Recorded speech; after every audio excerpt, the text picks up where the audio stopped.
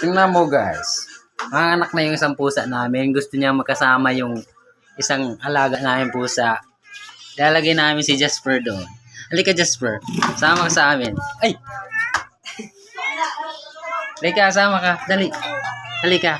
Gusto ka ni Ila katabi. Halika, halika. Halika na Ila, halika na. Dito ka na, dito na si Jasper. Ila, Niming. Oh, halika na. Ayan, itatabi namin siya. Ano na pati oh. Mga anak siya, kaya lang gusto niyang may kasama siya doon sa bahay niya, sa papanganakan. Ayan. Ayan, gusto niya kasama yung isa naming alaga. Ayan oh. Ayan, pumapasok siya dyan. Tapos yung isa naman naming alaga, umaalis. Yung mga anak na siya, gusto niya may kasama siya.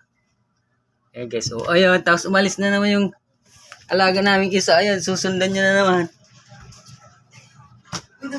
Ng ano niya.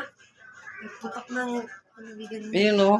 Ayun, gusto niya may kasama siya doon sa mga anak niya oh. Kinakausap niya guys. Oh, ayan. Oh. Sige na, ilang mga anak ka na doon.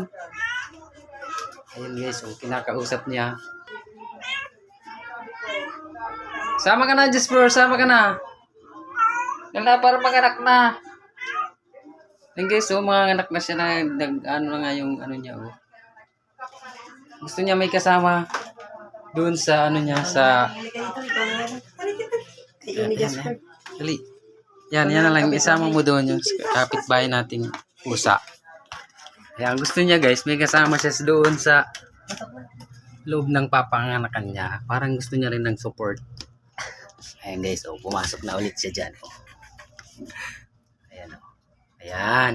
O, inggit ka nun. O, inggit ka. Ayan, mga anak siya na guys.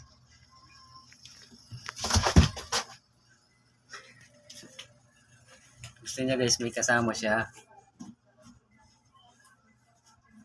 Ayan, tahimik siya kasi hindi umaalis yung isa. Yung pusa dyan ang kapitbahay namin. Lagi nandito eh. Ayan guys. Oh, aalis na naman. Oh, gusto niya kasi may kasama siya sa loob. Napapagod.